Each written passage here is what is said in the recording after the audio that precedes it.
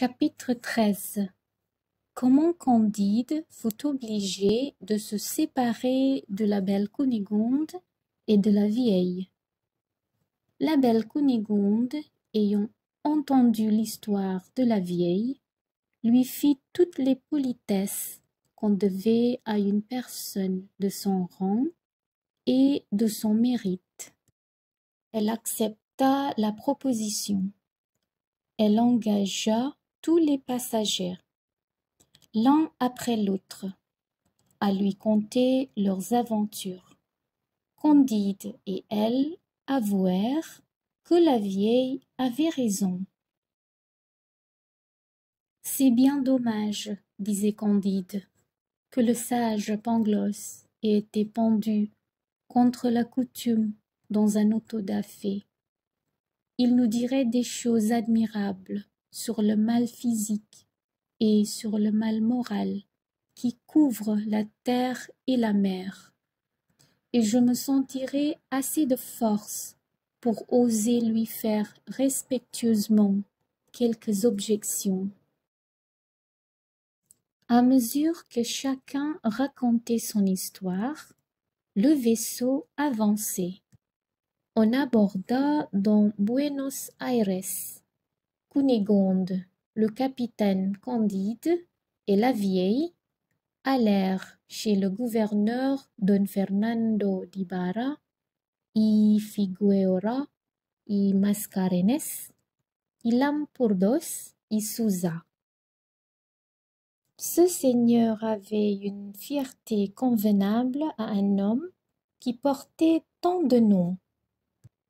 Il parlait aux hommes avec le dédain le plus noble, portant le nez si haut, élevant si impitoyablement la voix, prenant un ton si imposant, affectant une démarche si altière, que tous ceux qui le saluaient étaient tentés de le battre. Il aimait les femmes à la fureur. Cunégonde lui parut ce qu'il avait jamais vu de plus beau. La première chose qu'il fit fut de demander si elle n'était point la femme du capitaine. L'air dont il fit cette question alarma Candide.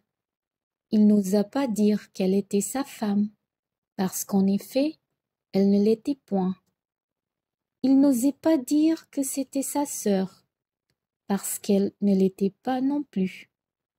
Et quoique ce mensonge officieux eût été autrefois très à la mode chez les anciens, et qu'il pût être utile aux modernes, son âme était trop pure pour trahir la vérité.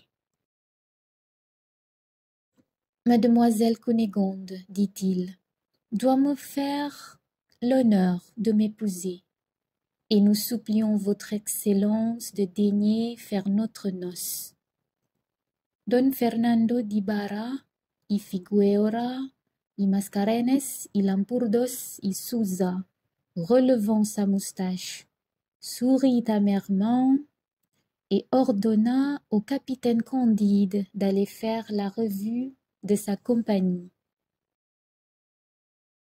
Candide obéit.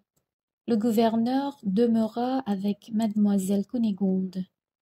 Il lui déclara sa passion, lui protesta que le lendemain il l'épouserait à la face de l'église, ou autrement, ainsi qu'il plairait à ses charmes.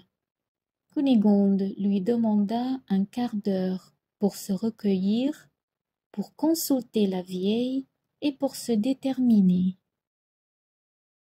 La vieille dit à Cunégonde, « Mademoiselle, vous avez 72 quartiers et pas une obole.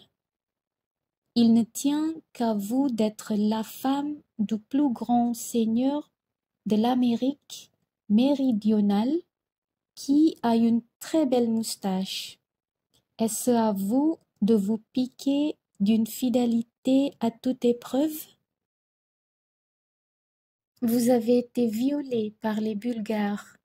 Un juif et un inquisiteur ont eu vos bonnes grâces. Les malheurs donnent des droits. J'avoue que si j'étais à votre place, je ne ferais aucun scrupule d'épouser monsieur le gouverneur et de faire la fortune de monsieur le capitaine Candide. Tandis que la vieille parlait avec toute la prudence que l'âge et l'expérience donnent, on vit entrer dans le port un petit vaisseau. Il portait un alcade et des alguazils, et voici ce qui était arrivé. La vieille avait très bien deviné que ce fut un cordelier à la grande manche qui vola l'argent et les bijoux de Cunégonde dans la ville de Badajoz lorsqu'elle fouillait en hâte avec Candide.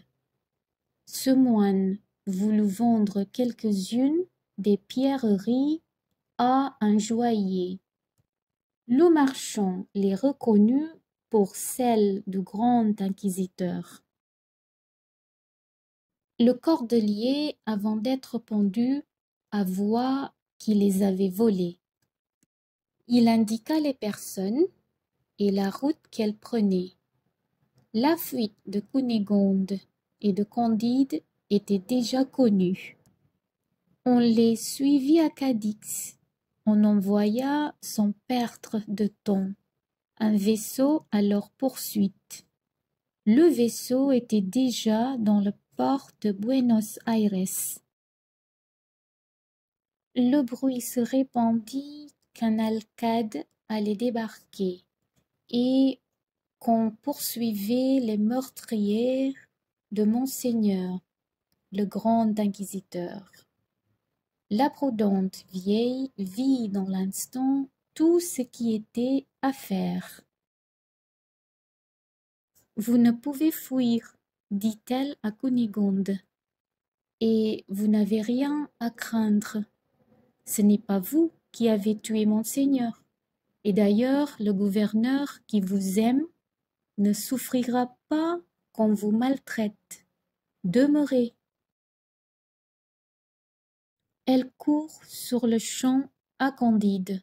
Fouillez, dit-elle, ou dans une heure vous allez être brûlé. Il n'y avait pas un moment à perdre. Mais comment se séparer de Cunégonde et où se réfugier?